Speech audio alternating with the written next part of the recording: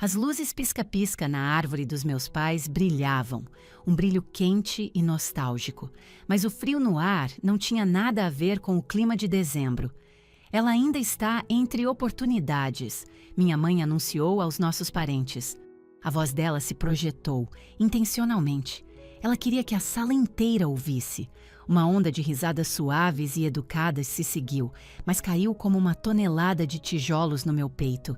Meu irmão, Lucas, sorriu para mim por trás de sua taça de merlot.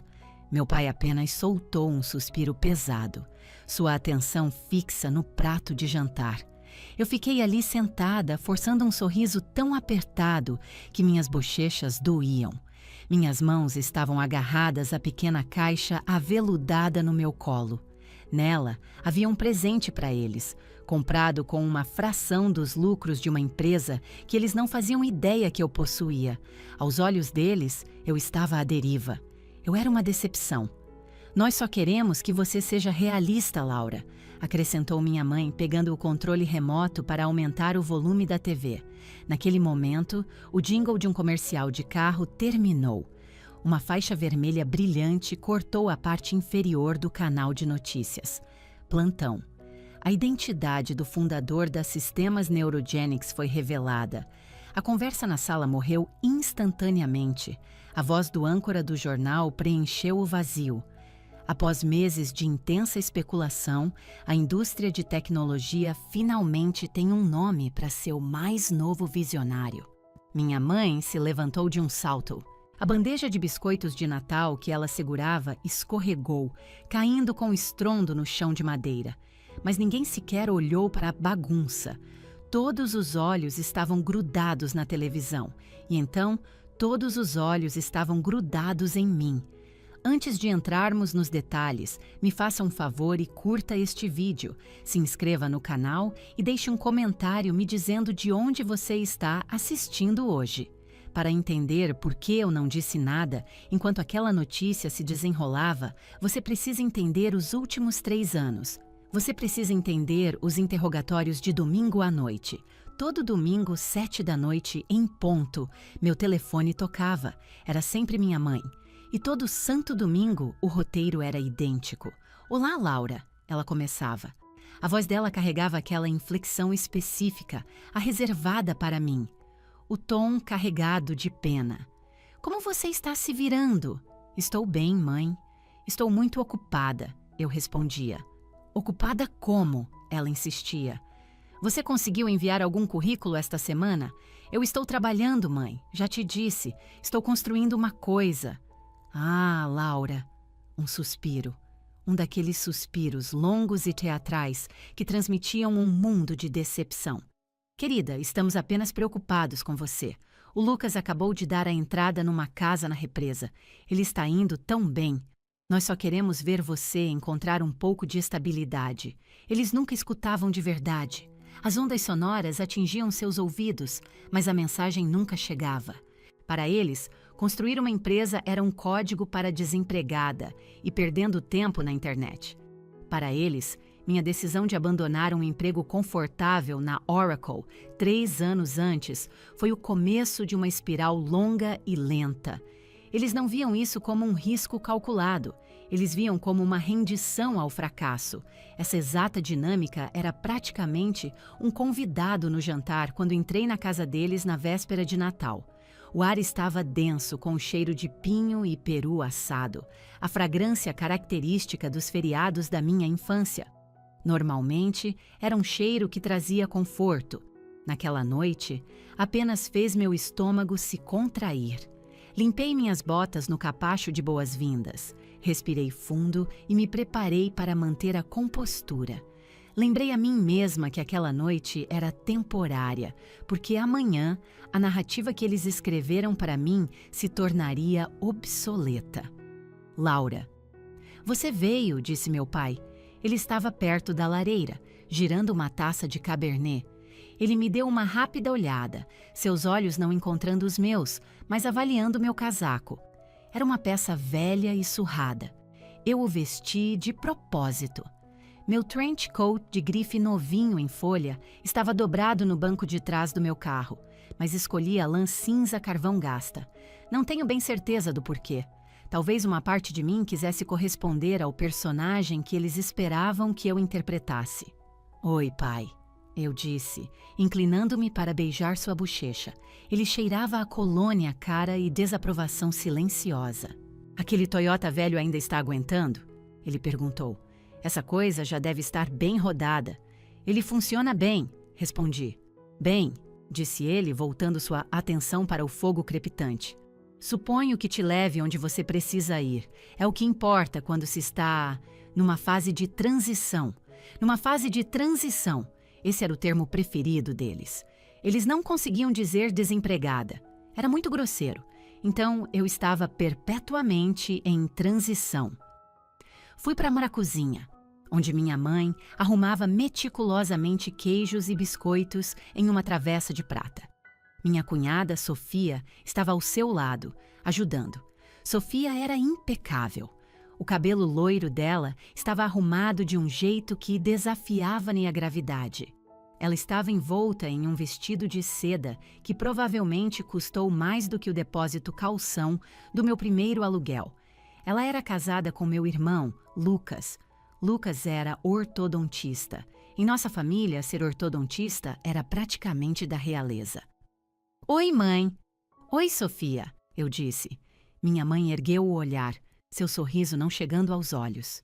Laura, disse ela, pousando uma fatia de brie. Você parece exausta, querida. Está se alimentando direito? Eu me alimento bem, mãe. Você está tão magra, interveio Sofia. Não era para ser um elogio. O estresse pode fazer isso. Lembro quando o Lucas estava estudando para a prova de residência. Ele perdeu 5 quilos. Mas claro, aquilo era pela carreira dele. A parte não dita pairava no ar. O estresse de Lucas era produtivo. O meu era o subproduto de uma vida em desordem. Eu trouxe um vinho, anunciei, colocando uma garrafa na bancada de granito. Era uma safra rara, uma garrafa que me custou mais de 10 mil reais. Eu a comprei para este momento, para comemorar. Minha mãe mal olhou para ela. O rótulo não significava nada para ela. Era apenas mais uma garrafa. Que ótimo, querida, disse ela. Coloque ali com os outros. Provavelmente vamos abrir a garrafa que o Lucas trouxe primeiro. É um tinto bom do supermercado. Eu quase caí na gargalhada. Tive que morder o interior da minha bochecha para me segurar. Obedientemente, coloquei minha garrafa de 10 mil reais ao lado de um tinto qualquer de 70 reais. Então, disse Sofia, apoiando-se no balcão. Alguma novidade? Na área profissional. Eu tenho um emprego, Sofia. Quero dizer, um emprego de verdade. Ela esclareceu colocando uma uva na boca. Algo com carteira assinada. O Lucas estava dizendo que talvez precise de alguém para cobrir a recepção do consultório dele em breve. Apenas meio período, atendendo telefones. Não é glamouroso, mas salário é salário.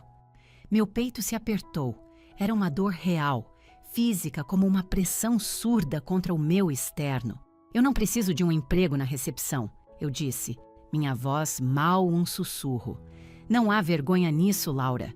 Minha mãe interveio bruscamente.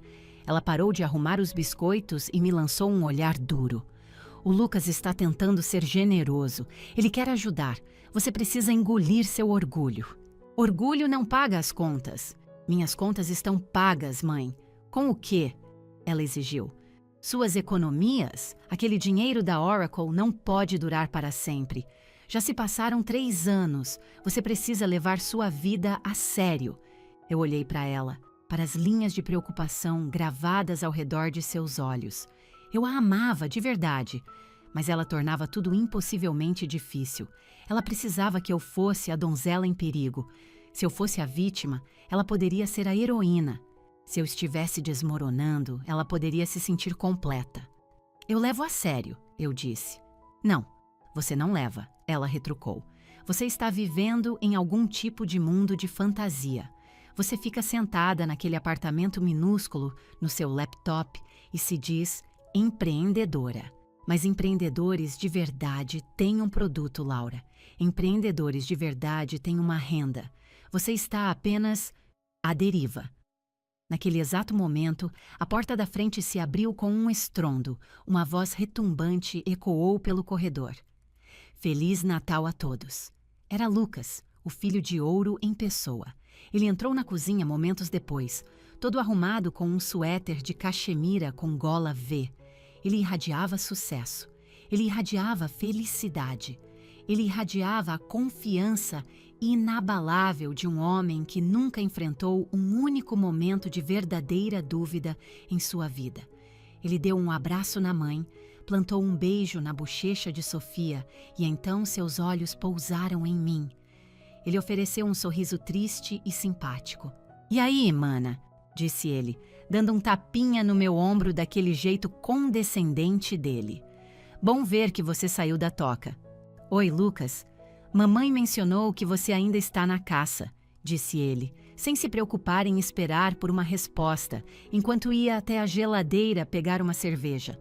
"Olha, eu tô falando sério sobre o lance da recepção. Nossa recepcionista vai entrar em licença maternidade em março. São R$ 25 por hora.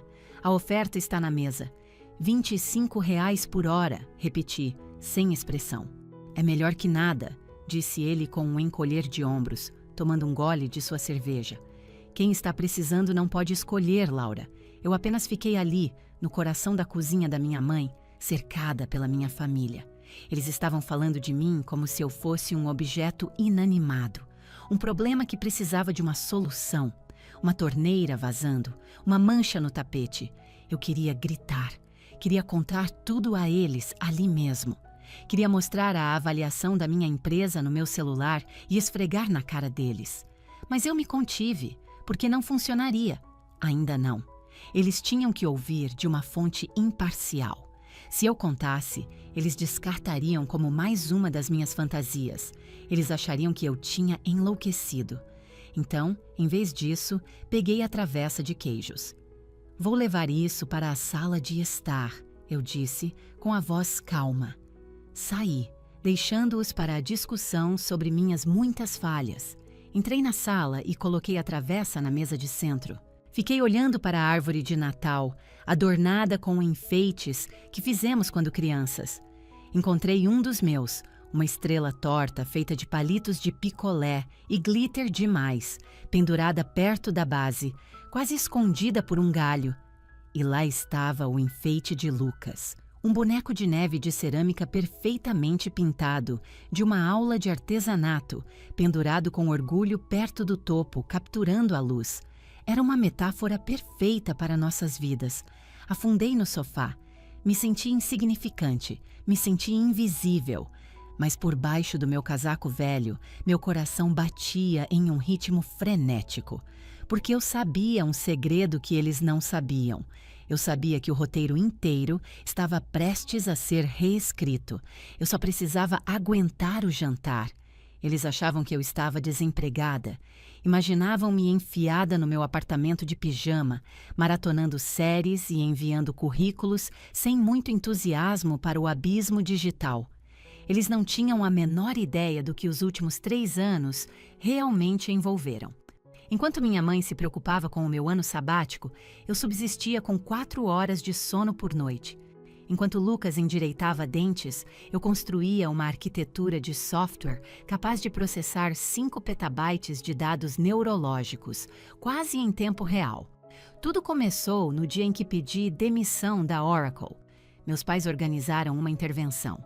Eles me sentaram à mesa da cozinha como uma adolescente rebelde. "Você tem um plano de aposentadoria?", meu pai disse com o rosto pálido. "Você tem benefícios. Você está em uma das maiores empresas de tecnologia do planeta. Por que você jogaria isso fora?" "Porque eu tenho uma ideia", eu disse a eles. "Uma ideia gigantesca. Ideias são um luxo para pessoas que podem pagar por elas", minha mãe retrucou. Então, parei de falar sobre isso. Fiquei completamente na clandestinidade. Encontrei um estúdio minúsculo em um bairro perigoso de São Paulo. Vendi meu carro bom. Parei de comprar qualquer coisa que não fosse essencial. Vivi de miojo e café barato.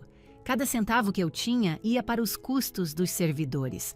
Eu não estava à deriva. Eu estava em uma corrida de velocidade. Conheci Letícia Santos em uma conferência de programação. Ela era uma brilhante cientista de dados que tinha acabado de deixar seu posto em uma prestigiosa universidade de pesquisa. Nos conectamos imediatamente.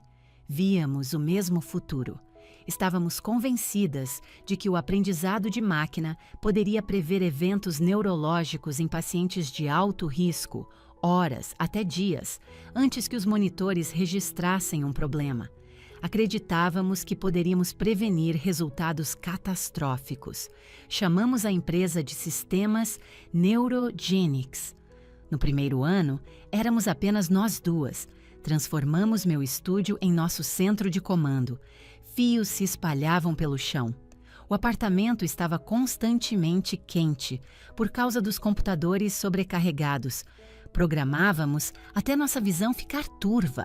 Apresentamos nossa ideia a investidores de risco que praticamente riram de nós. 2 mulheres jovens. O investidor zombou. No setor de neurotecnologia, é um risco muito grande. Meus pais ligavam durante esses dias sombrios. Como vai a busca por emprego? Eles perguntavam. Está indo bem? Eu mentia. Eu não podia dizer a eles que tinha acabado de ser rejeitada pela 10ª firma de capital de risco naquele mês. Eles teriam me implorado para desistir. Eles teriam me dito que eu estava destruindo minha vida. Eu não precisava da ansiedade deles somada à minha. Mas então, a maré virou. Aconteceu há cerca de 18 meses. Conseguimos nosso primeiro programa piloto com uma pequena rede de hospitais em Minas Gerais. Funcionou. Apenas no primeiro mês, o Neurogenics sinalizou 7 potenciais eventos de AVC, com antecedência suficiente para os médicos intervirem. 7 pessoas que poderiam ter sofrido danos irreparáveis foram salvas. Lembro-me de estar sentada no chão do meu apartamento com a Letícia, olhando para os dados. Nós simplesmente choramos. Nos abraçamos e choramos. Aquele foi o momento em que tudo mudou. Depois disso, os investidores pararam de rir.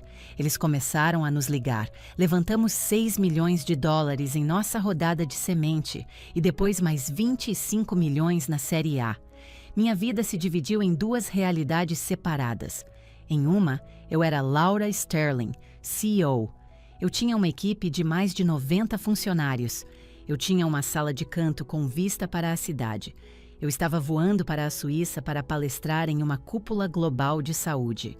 Eu estava rechaçando propostas de aquisição de gigantes como Google e Apple. Minha empresa estava sendo mencionada nas principais publicações de tecnologia.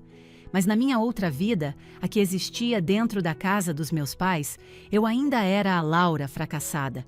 Tentei preencher essa lacuna uma vez. Cerca de 1 ano atrás, fui para casa em um feriado. Tínhamos acabado de finalizar uma grande parceria. Eu estava explodindo de orgulho. Mãe, pai, eu disse durante o jantar, estou prestando consultoria. Está indo muito bem. Tenho alguns clientes importantes. Consultoria, disse meu pai, fazendo uma careta como se tivesse provado leite azedo. É assim que as pessoas chamam quando não conseguem encontrar um emprego em tempo integral. É trabalho de freelancer, Laura. Não há segurança nisso. Não é trabalho de freelancer, tentei explicar. É um negócio. Tem aposentadoria? Minha mãe perguntou. Tem plano de saúde? Eu posso comprar meu próprio plano, mãe. Não seja sarcástica, disse ela. Nós só queremos que você esteja segura. Eu me fechei. Percebi naquele momento que eles não queriam a verdade. Eles tinham a história deles. Eu era a caótica, a artística. Lucas era o estável, o bem-sucedido. Se eu tivesse sucesso, isso quebraria a narrativa da família. Se eu tivesse sucesso, significaria que eles estavam errados sobre mim, sobre tudo. E meus pais não suportavam estar errados. Então, eu os deixei ter a história deles. Deixei que pagassem meu jantar quando saíamos. Deixei que me dessem uns R$ 200 para a gasolina. Absorvi as ofensas verbais. Mas esta noite era diferente. Esta noite, o segredo havia se tornado grande demais para ser contido. 3 dias atrás, a Neurogenics anunciou sua parceria com o Ministério da Saúde. Nosso sistema estava prestes a se tornar o novo padrão nacional para monitoramento neurológico preditivo em prontos socorros. A avaliação da empresa disparou para 1,6 bilhão de dólares. O embargo da mídia sobre minha identidade terminaria esta noite. Uma grande rede de notícias estava exibindo um especial sobre o futuro da saúde. Eles me entrevistaram na semana passada, filmaram no escritório. Eles tinham a história toda. Olhei para o meu relógio. Eram 19 horas e 15 minutos. O especial estava programado para 19 horas e 30 minutos. Estávamos à mesa de jantar agora. Minha mãe tinha servido o peru. Meu pai estava fatiando. Peito ou coxa, Laura? Meu pai perguntou. Coxa, por favor. Claro, Lucas riu. A parte mais barata, ele riu da própria piada. Eu apenas olhei para ele, para seus dentes perfeitamente brancos, para seu relógio de grife. Ele se achava o rei do mundo. Ele ganhava mais de R$1 milhão por ano e achava que isso era o cume. Eu tinha ganhado mais do que isso no tempo que levamos para comer as entradas. Então, disse minha mãe passando as batatas, vamos falar sobre o ano novo. Um novo começo, certo, Laura? Certo, eu disse. Eu estava pensando, ela continuou, talvez você pudesse voltar a morar em casa por um tempo. Economizar no aluguel. Isso te daria a chance de realmente se concentrar na sua busca por emprego. Seu antigo quarto está sendo usado apenas como depósito. Poderíamos esvaziá-lo. Eu não preciso voltar para casa, mãe. Por que você tem que ser tão difícil? Ela perguntou, sua voz se elevando. Estamos te jogando uma boia salva-vidas. Por que você não a agarra? Porque eu não estou me afogando, eu disse. Saiu mais ríspido do que eu pretendia. Um silêncio caiu sobre a mesa. Todos congelaram. Não há necessidade de levantar a voz, disse meu pai severamente. Sua mãe está apenas tentando ajudar. Eu sei, eu disse baixando o tom. Eu sei, mas vocês sempre assumem que estou fracassando. Vocês assumem que não estou fazendo nada, porque você não tem nada para mostrar. Lucas interveio, largando o garfo. Laura, já se passaram 3 anos. Diga uma coisa tangível que você realizou. Eu olhei para ele, depois para os outros. Eu não conseguia. Diga uma coisa, ele pressionou. Viu? Lucas zombou. Ela está vivendo uma fantasia. Lucas, minha mãe advertiu. Ela se virou para mim. Laura, nós te amamos, mas não podemos continuar permitindo isso. Compramos uma coisa para você. Ela pegou uma caixa embrulhada de debaixo da mesa. Empurrou-a pela mesa em minha direção. Abra, disse ela. Eu abri a caixa. Dentro havia uma pasta de couro preta, do tipo que se leva para uma entrevista. Dentro dela havia um cheque. Eu o puxei. Era de R$10.000. Isso é para te ajudar a se reerguer, disse meu pai. Use para o depósito de um lugar novo. Dê um jeito no cabelo. Compre um terno profissional para suas entrevistas. E, minha mãe acrescentou, use a pasta. Faz você parecer séria. Eu olhei para o cheque. R$10.000. Para eles, era uma quantia significativa. Um sacrifício. Eu sabia disso. Mas também era um profundo insulto. Era um pagamento pela minha rendição. Eles estavam comprando meu consentimento para ser o fracasso deles. Eu não posso aceitar isso, eu disse. Você vai aceitar, meu pai afirmou. Orgulho não paga as contas, Laura. Já conversamos sobre isso. Coloquei o cheque na mesa ao lado da travessa de peru. Eu estou bem, disse novamente. Você não está bem. A mão da minha mãe bateu na mesa. Você está desempregada. Você tem quase 30 anos. Você está nos envergonhando. E aí estava. A verdade nua e crua. Não era sobre o meu bem-estar. Era sobre a imagem deles. Sinto muito por envergonhar vocês, eu disse, minha voz surpreendentemente firme. Mas acho que vocês estão errados. Errados sobre o quê? Lucas zombou. Sobre tudo. Olhei por cima do ombro de Lucas. A grande TV na sala de estar adjacente ainda estava ligada. O volume estava baixo, mas eu podia ver a tela. Os comerciais estavam terminando. O logotipo da rede de notícias girou e apareceu.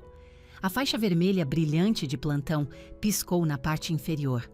Mãe, eu disse, aumenta o volume da TV. O quê? Ela perguntou. Estamos no meio de uma coisa, Laura. Não tente mudar de assunto. Aumenta, repeti. Por favor. Algo no meu tom a fez parar. Ela me encarou, depois para a tela. Pegou o controle remoto e apertou o botão de volume. A voz do âncora encheu a sala de jantar. E em uma revelação surpreendente esta noite, a reclusa fundadora da Sistemas Neurogenics foi finalmente identificada. Meu pai congelou, sua faca de trinchar pairando sobre o peru. A Neurogenics, a empresa por trás dos revolucionários protocolos de IA, agora sendo adotados pelo Ministério da Saúde, está atualmente avaliada em mais de US$ 1,5 bilhão. Lucas girou em sua cadeira. Os investidores apelidaram a fundadora de prodígio, uma eremita, uma visionária. E esta noite, pela primeira vez, temos um nome. Eu observei minha família. Todos estavam olhando para cima da televisão. A fundadora e acionista majoritária é Laura Sterling, de São Paulo, de 28 anos.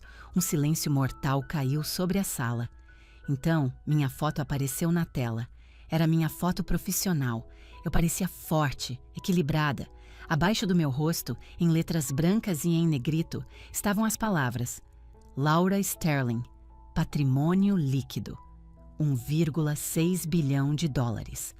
A taça de vinho do meu pai escorregou de sua mão. Ela se estilhaçou no chão, o vinho tinto espirrando no tapete bege como uma ferida fresca. Mas ninguém se moveu para limpar. O vinho tinto se infiltrou no tapete, espalhando-se rapidamente pelas fibras, uma mancha escura e feia. Meu pai nem sequer olhou para baixo. Ele não parecia estar respirando. Sua boca estava ligeiramente aberta, o olhar fixo na televisão. Carolina, ele sussurrou. Carolina, olha, minha mãe já estava olhando. A mão dela voou para a boca, o corpo tremendo.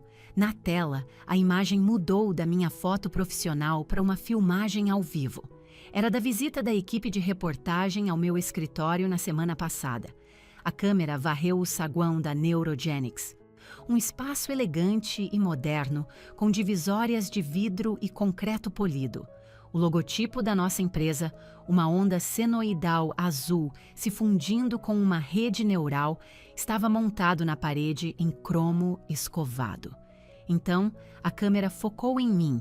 Eu estava andando por um corredor, vestida com um blazer elegante e jeans escuro, conversando intensamente com meu chefe de tecnologia. Eu parecia focada. Parecia que eu estava no comando. Apontei para um display de dados em uma parede e um grupo de executivos de terno assentiu em concordância. A narração continuou. Laura Sterling, ex-engenheira de software da Oracle, fundou a Neurogenics há 3 anos a partir de seu apartamento-estúdio. Operando em completo sigilo, ela desenvolveu um algoritmo que pode prever grandes eventos neurológicos como AVCs e convulsões, até 12 horas antes do aparecimento de sinais clínicos. Meu irmão, Lucas, levantou-se de um salto. As pernas de sua cadeira rangeram contra o piso de madeira. Sigilo, ele murmurou. Ela estava em modo secreto. Ele se virou para me olhar, o rosto pálido. O sorriso confiante havia desaparecido, substituído por um olhar de total perplexidade. Ele parecia estar vendo um fantasma. Isso é real? Ele perguntou, a voz falhando. Laura, isso é algum tipo de pegadinha? Um deepfake? Eu não respondi. Apenas mantive meus olhos na TV. O impacto já é profundo, afirmou o âncora. Em programas piloto em Minas Gerais e na Bahia, a Neurogenics foi creditada por salvar mais de 4.000 vidas, apenas nos últimos 6 meses. 4.000 vidas. Olhei para minha mãe. Lembrei-me dela me dizendo, há apenas 2 meses, que eu estava desperdiçando meu potencial. Ela disse que se eu realmente quisesse fazer a diferença, deveria ser voluntária em um sopão. Ela não achava que eu era capaz de salvar ninguém, muito menos a mim mesma. Mas são as implicações financeiras que têm agitado o mercado financeiro esta noite, continuou o âncora. Sterling, De forma astuta, manteve uma participação acionária sem precedentes de 80% em sua empresa através de múltiplas rodadas de financiamento. Uma jogada que alguns chamaram de ingênua, mas que agora a tornou uma das bilionárias mais jovens do país, que construiu a própria fortuna. 80%, sussurrou Lucas. Eu podia ver as engrenagens girando em sua cabeça, a aritmética mental. Seus olhos se arregalaram em choque. Minha cunhada, Sofia, estava completamente congelada, o garfo suspenso a meio caminho dos lábios. Um pedaço de peru caiu dele, pousando em seu caro vestido de seda. Ela nem percebeu. Laura, disse minha mãe, sua voz pequena e frágil, como a de uma criança. Por que você não nos contou? Eu tentei, eu disse, minha voz firme e calma. Eu não a levantei. Eu disse que estava trabalhando. Eu disse que tinha uma empresa. Mas nós pensamos que era um hobby, ela gaguejou. Nós pensamos que era apenas um sitezinho ou algo assim. Eu sei o que vocês pensaram, eu disse. Na tela, minha entrevista começou. Eu estava sentada em uma cadeira, em frente ao repórter. Por que todo o sigilo? O repórter na tela me perguntou. A versão televisiva de mim ofereceu um sorriso pequeno e triste. Quando você está construindo algo frágil, a Laura da TV explicou, você tem que protegê-lo. Você não pode permitir que a dúvida se infiltre, nem dos investidores, nem das pessoas mais próximas a você. Às vezes, você tem que construir no escuro antes de poder brilhar na luz. Meu pai lentamente virou a cabeça para longe da tela. Ele olhou para mim. Então seus olhos se desviaram para a mesa, para o cheque. O cheque de R$10.000 que ele me deu para me reerguer. Ele estava lá, um pedacinho patético de papel entre a vagem e o molho. O âncora voltou, segurando um novo pedaço de papel. Acabamos de receber a confirmação de analistas de mercado antes do registro do IPO, ele anunciou. O patrimônio líquido pessoal de Laura Sterling é estimado conservadoramente em 1,6 bilhões de dólares. O ar pareceu ser sugado da sala. 1,6 bilhão de dólares. O número simplesmente pairou ali, obsceno e incompreensível. Era maior que a casa deles, maior que o consultório de Lucas, maior que o mundo inteiro deles. Minha mãe fez um barulho, uma mistura estrangulada de um suspiro e um soluço. Ela agarrou a borda da mesa de jantar como se para se firmar. Isso não é possível, ela sussurrou. Isso deve ser um engano.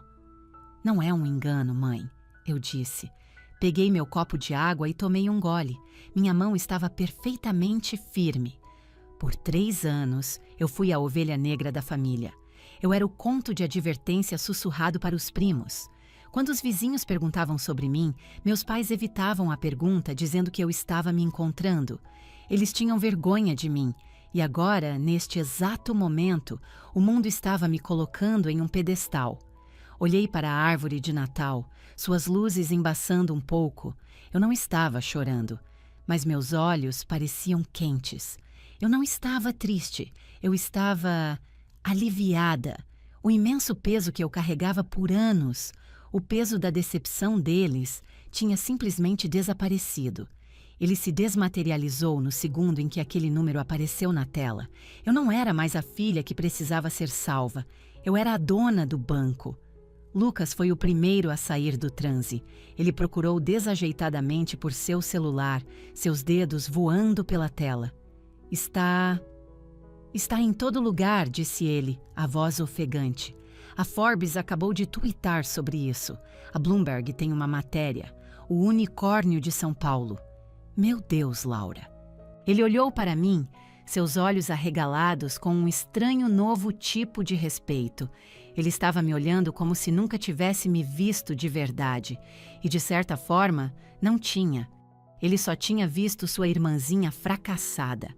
Você recusou o Google? Ele perguntou, lendo em seu telefone. Diz aqui que você rejeitou uma oferta de compra de 900 milhões de dólares do Google no ano passado. Isso é verdade? Sim, eu disse. Por quê? Ele praticamente gritou. 900 milhões de dólares. Você está louca? Eles queriam dissolver nosso comitê de ética, eu disse simplesmente.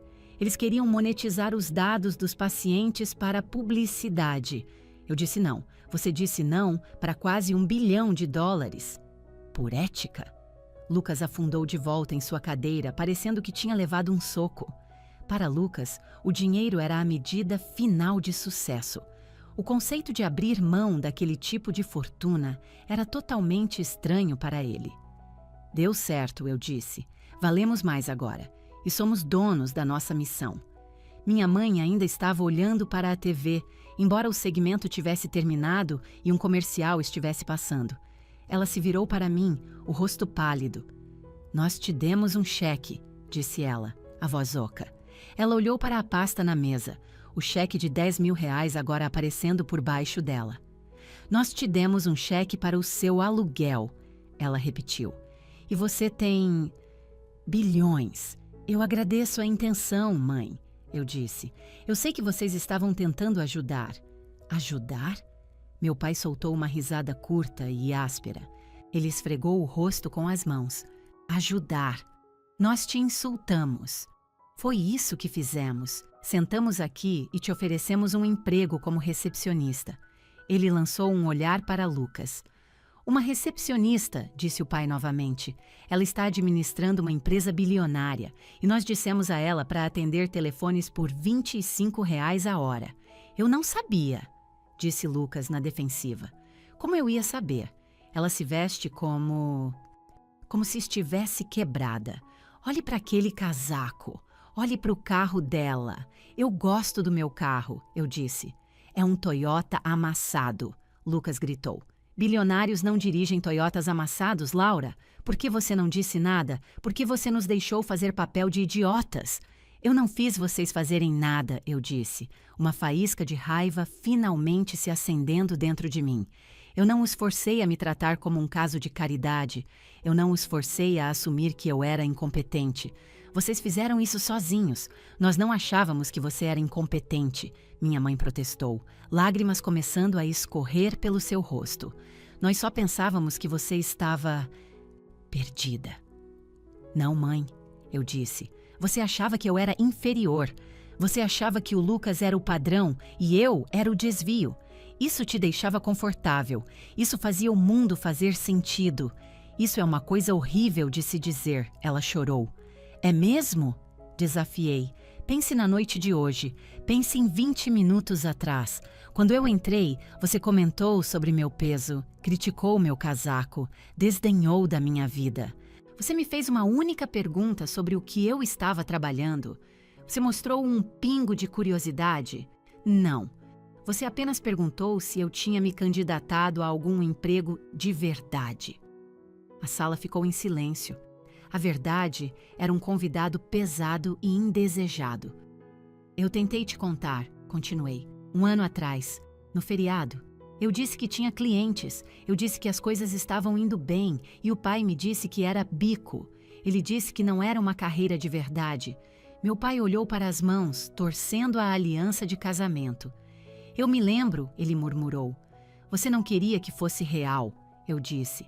Porque se fosse real, você teria que admitir que não me conhece de jeito nenhum.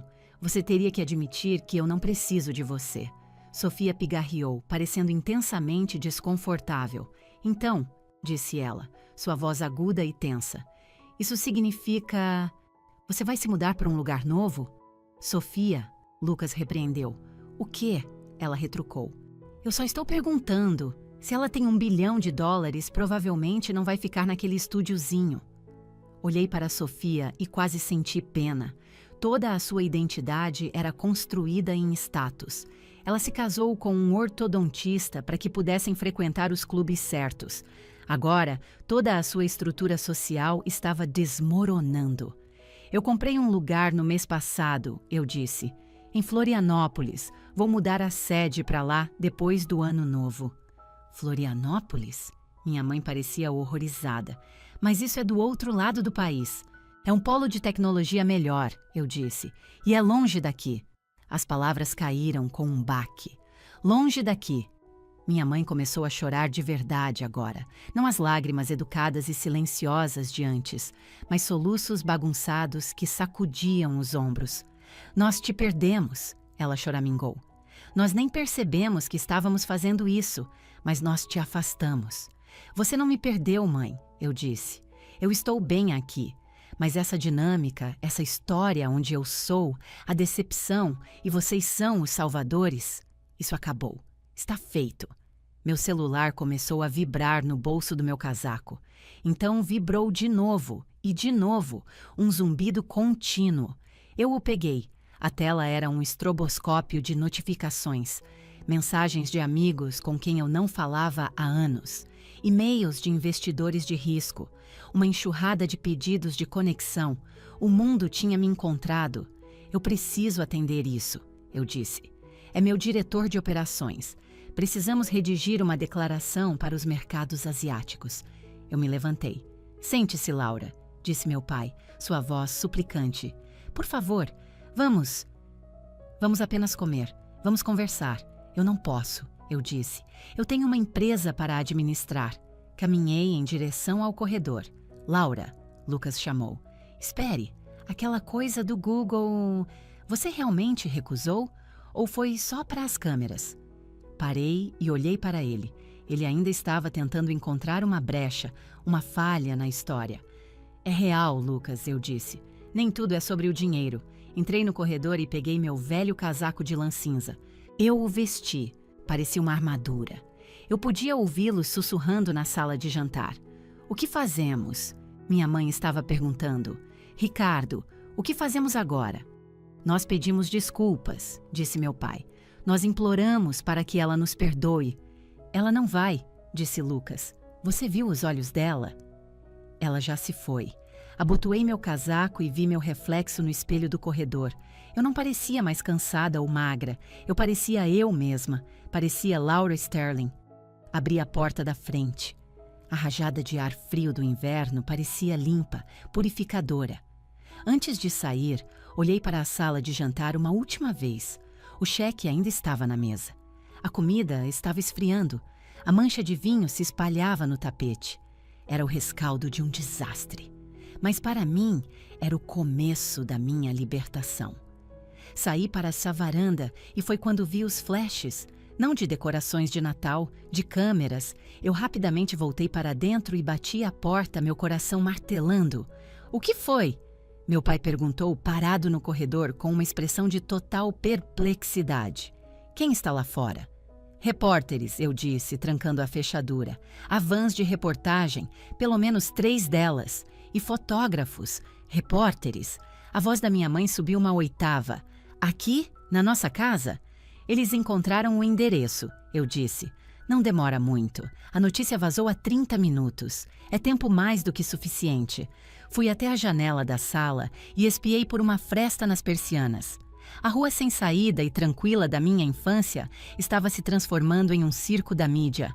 Uma van com antena parabólica estava estacionada no gramado. Pessoas com câmeras grandes corriam pela nossa entrada de carro. Flashes de câmera explodiam como relâmpagos silenciosos, iluminando a neve que caía. Eles não podem estar aqui, disse minha mãe, correndo para a janela. Ela ofegou e puxou a cortina. Oh, meu Deus! Ricardo, os vizinhos estão todos olhando. Meu pai não se moveu. Ele estava apenas me encarando. Você realmente conseguiu, disse ele suavemente. Não era apenas um projeto. Não era um hobby. Não, pai, eu disse. Não era. Estávamos presos. Eu não podia sair. Não com aquela multidão lá fora. Eu tinha que ligar para minha equipe de segurança para vir me buscar. Isso significava que eu estava presa nesta casa, esta panela de pressão, por pelo menos mais 1 hora.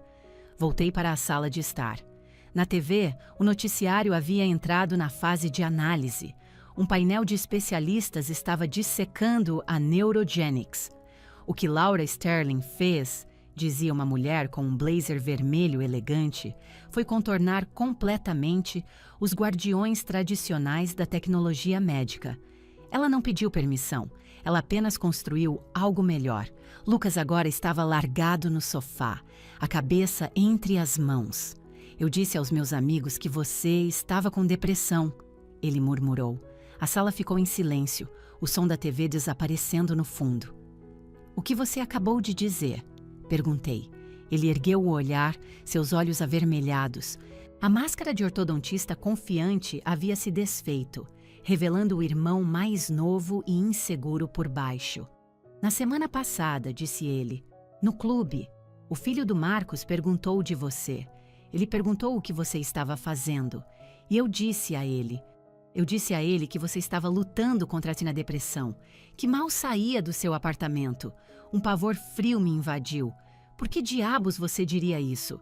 Porque fazia sentido. Ele gritou, levantando-se para andar pela sala. Você estava magra, pálida, nunca tinha dinheiro. Usava roupas velhas. O que mais eu deveria pensar? Eu estava tentando te proteger. Você não estava me protegendo, eu disse, minha voz perigosamente baixa. Você estava se protegendo. Você tinha vergonha de ter uma irmã que achava que era um fracasso.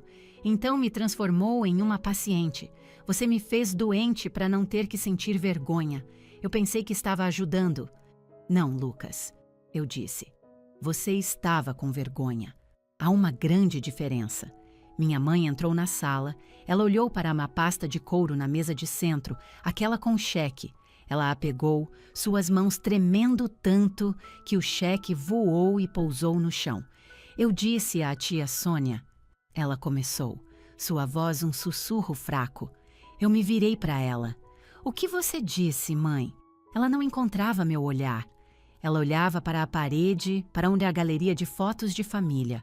Fotos da formatura de Lucas, do casamento de Lucas. Havia apenas uma pequena foto minha, um retrato do ensino médio, antes de eu me tornar difícil. A tia Sônia perguntou de você no feriado, disse minha mãe, a voz trêmula. Ela perguntou por que você ainda não tinha se estabelecido. Eu disse a ela que você estava passando por uma fase, que estava se encontrando, como um daqueles jovens que fazem mochilão pela Ásia. Eu disse a ela que você superaria isso. Uma fase, repeti, a palavra com gosto de cinzas. Eu não queria que eles te julgassem. Ela chorou. Eu não queria que eles pensassem que você era incompetente. Então você me infantilizou, eu disse. Você descartou 3 anos da minha vida. Meu trabalho, minhas noites sem dormir, meu sacrifício. Você reduziu tudo a uma fase. Nós não sabíamos, ela gritou. Vocês não perguntaram. Gritei de volta a primeira vez que realmente levantei a voz. O som foi explosivo na sala tensa.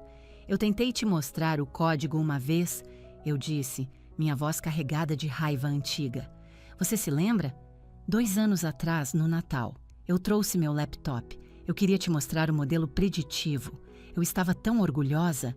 Eu disse, pai, olha isso. E o que você disse? Meu pai fechou os olhos. Ele se lembrava. Eu podia ver em seu rosto. Eu disse, telas na mesa, não? Ele murmurou. Sim, eu disse. Você disse, guarde esse brinquedo, Laura. Estamos em família. Você chamou o trabalho da minha vida de brinquedo. Eu pensei que você estava jogando um jogo, disse ele, sua voz cheia de arrependimento. Eu não sei o que eu pensei. Você pensou que eu era incapaz, afirmei. Essa é a verdade.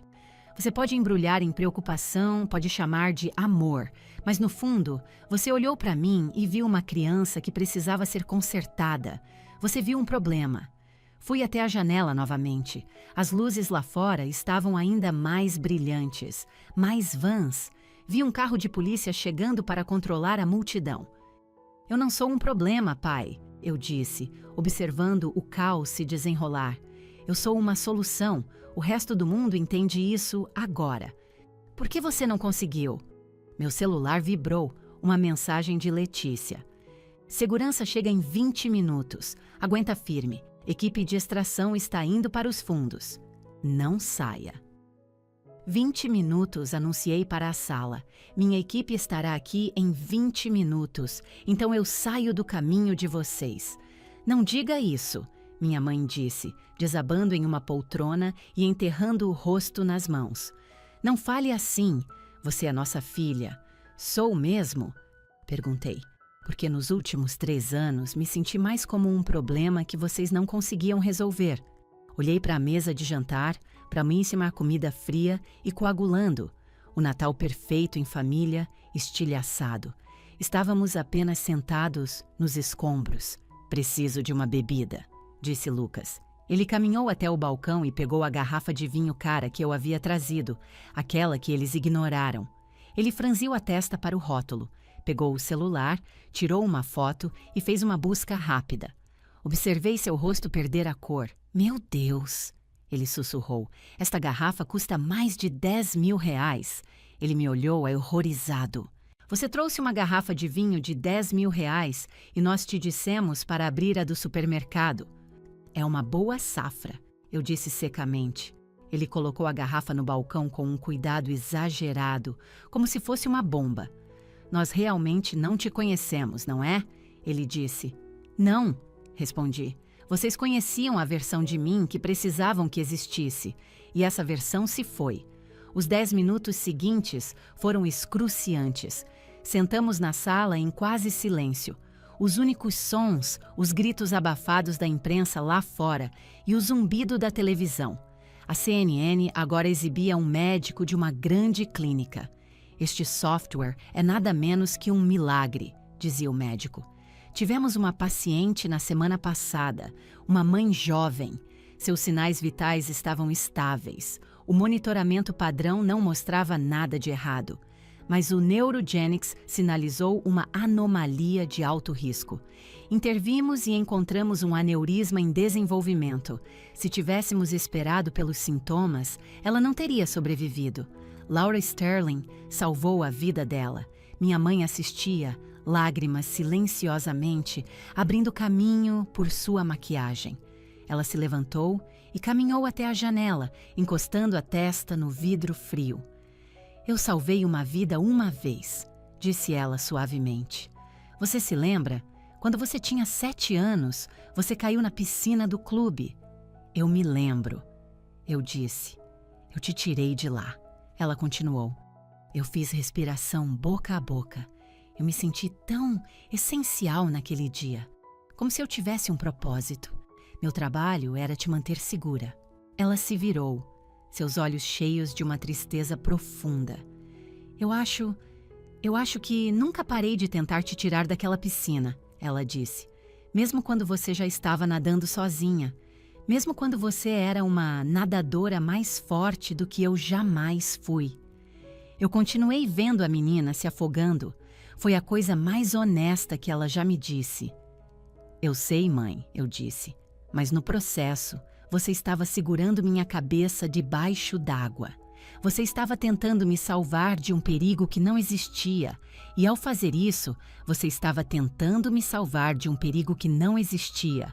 E ao fazer isso, você estava tentando me salvar de um perigo que não existia. E ao fazer isso, você estava tentando me salvar de um perigo que não existia. E ao fazer isso, você estava tentando me salvar de um perigo que não existia. E ao fazer isso, você estava tentando me salvar de um perigo que não existia. E ao fazer isso, você estava tentando me salvar de um perigo que não existia. E ao fazer isso, você estava tentando me salvar de um perigo que não existia. E ao fazer isso, você estava tentando me salvar de um perigo que não existia. E, ao fazer isso, você estava tentando me salvar de um perigo que não existia. E ao fazer isso, você estava tentando me salvar de um perigo que não existia. E ao fazer isso, você estava tentando me salvar de um perigo que não existia. E ao fazer isso, você estava tentando me salvar de um perigo que não existia. E ao fazer isso, você estava tentando me salvar de um perigo que não existia. E ao fazer isso, você estava tentando me salvar de um perigo que não existia. E ao fazer isso, você estava tentando me salvar de um perigo que não existia. E ao fazer isso, você estava tentando me salvar de um perigo que não existia. E ao fazer isso, você estava tentando me salvar de um perigo que não existia. E ao fazer isso, você estava tentando me salvar de um perigo que não existia. E ao fazer isso, você estava tentando me salvar de um perigo que não existia. E ao fazer isso, você estava tentando me salvar de um perigo que não existia. E ao fazer isso, você estava tentando me salvar de um perigo que não existia. E ao fazer isso, você estava tentando me salvar de um perigo que não existia. E ao fazer isso, você estava tentando me salvar de um perigo que não existia. E ao fazer isso, você estava tentando me salvar de um perigo que não existia. E ao fazer isso, você estava tentando me salvar de um perigo que não existia. E ao fazer isso, você estava tentando me salvar de um perigo que não existia. E ao fazer isso, você estava tentando me salvar de um perigo que não existia. E ao fazer isso, você estava tentando me salvar de um perigo que não existia. E ao fazer isso, você estava tentando me salvar de um perigo que não existia. E ao fazer isso, você estava tentando me salvar de um perigo que não existia. E ao fazer isso, você estava tentando me salvar de um perigo que não existia. E ao fazer isso, você estava tentando me salvar de um perigo que não existia. E ao fazer isso, você estava tentando me salvar de um perigo que não existia. E ao fazer isso, você estava tentando me salvar de um perigo que não existia. E ao fazer isso, você estava tentando me salvar de um perigo que não existia. E ao fazer isso, você estava tentando me salvar de um perigo que não existia. E ao fazer isso, você estava tentando me salvar de um perigo que não existia. E ao fazer isso, você estava tentando me salvar de um perigo que não existia. E ao fazer isso, você estava tentando me salvar de um perigo que não existia. E ao fazer isso, você estava tentando me salvar de um perigo que não existia. E ao fazer isso, você estava tentando me salvar de um perigo que não existia. E ao fazer isso, você estava tentando me salvar de um perigo que não existia. E ao fazer isso, você estava tentando me salvar de um perigo que não existia. E ao fazer isso, você estava tentando me salvar de um perigo que não existia. E ao fazer isso, você estava tentando me salvar de um perigo que não existia. E ao fazer isso, você estava tentando me salvar de um perigo que não existia. E ao fazer isso, você estava tentando me salvar de um perigo que não existia. E ao fazer isso, você estava tentando me salvar de um perigo que não existia. E ao fazer isso, você estava tentando me salvar de um perigo que não existia. E ao fazer isso, você estava tentando me salvar de um perigo que não existia. E ao fazer isso, você estava tentando me salvar de um perigo que não existia.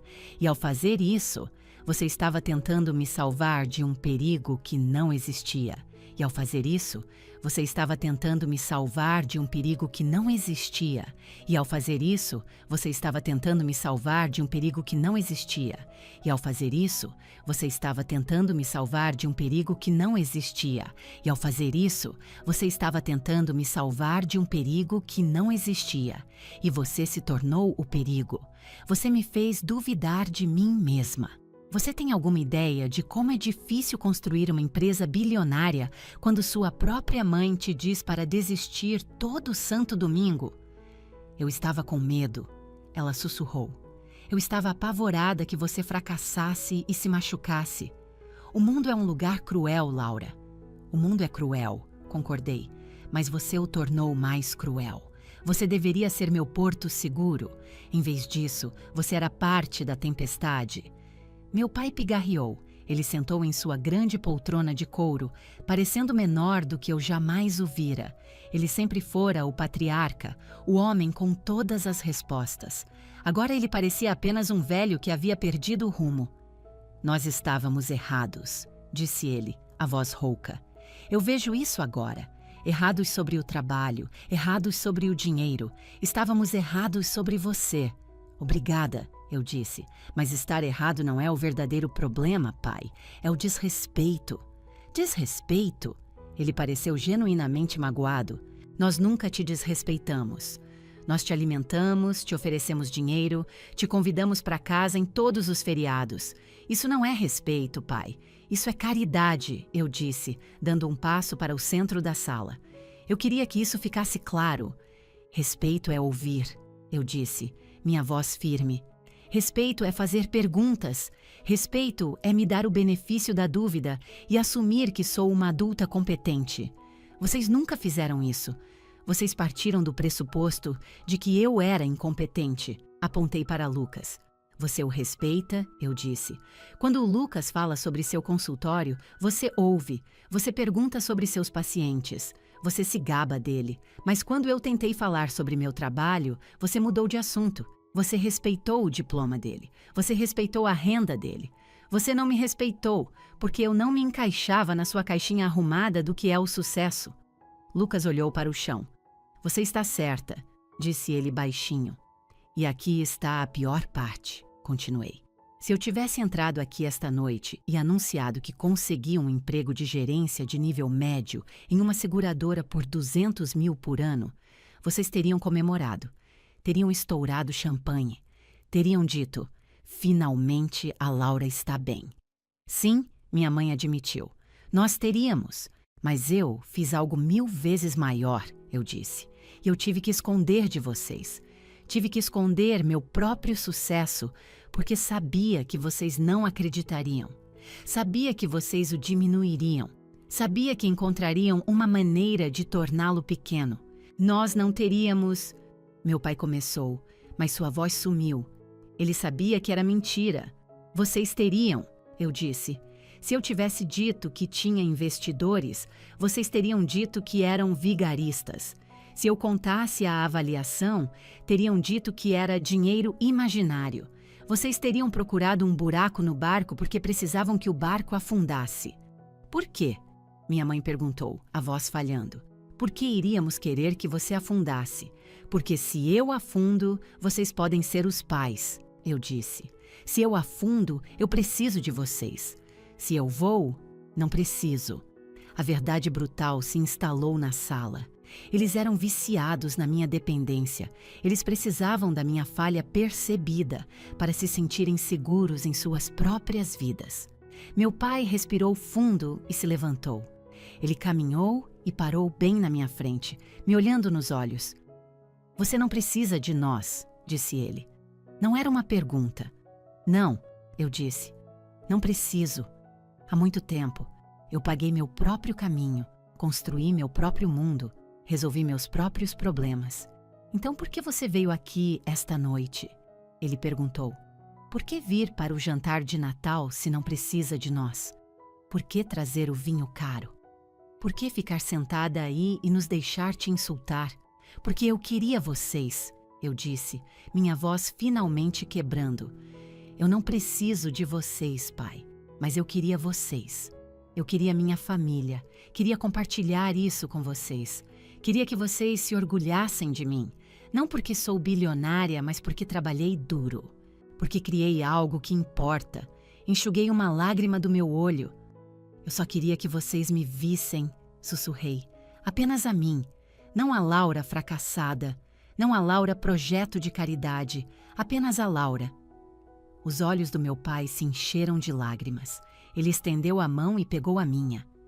Eu te vejo, ele sussurrou, a voz embargada de emoção. Eu te vejo agora, Laura. Foi a primeira vez em anos que ele me olhou com algo que se assemelhava a orgulho, mas estava misturado com uma profunda tristeza. Ele percebeu que estava me vendo pela primeira vez no momento em que eu estava partindo. Eu sinto muito, disse ele. Sinto muito por termos feito você se sentir invisível. Eu não era invisível, eu disse. Eu estava apenas me escondendo à vista de todos. Meu celular vibrou novamente. Mensagem. Equipe de extração no portão dos fundos. SUV preto. 2 minutos. Minha carona chegou, anunciei. O clima na sala mudou de emoção pesada para pânico repentino. Você está indo embora? Minha mãe perguntou. Agora? Eu preciso, eu disse. A imprensa só vai ficar mais louca. Se eu ficar, eles ficarão no seu gramado a noite toda. É melhor para todos se eu for. Mas... o jantar, disse ela fracamente. Nós não comemos a torta. Eu quase sorri. Mesmo agora, ela estava preocupada com a torta. Era tão absurdamente, dolorosamente normal. Não posso ficar para a torta, mãe. Puxei gentilmente minha mão da do meu pai e abotoei meu casaco. O que fazemos agora? Lucas perguntou. Nós falamos com eles? Você pode dizer a eles o que quiser, eu disse. A verdade está aí fora. Você não precisa mais mentir, Lucas. Não precisa dizer que estou deprimida. Pode apenas dizer que estou ocupada. Ele assentiu lentamente. Ocupada.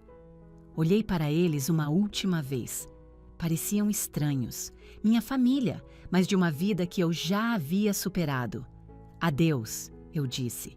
Laura, minha mãe começou dando um passo em minha direção. Nós vamos te ver de novo? Eu não sei, eu disse honestamente. Preciso de um tempo. Tenho muito trabalho a fazer. E todos vocês têm muito o que pensar.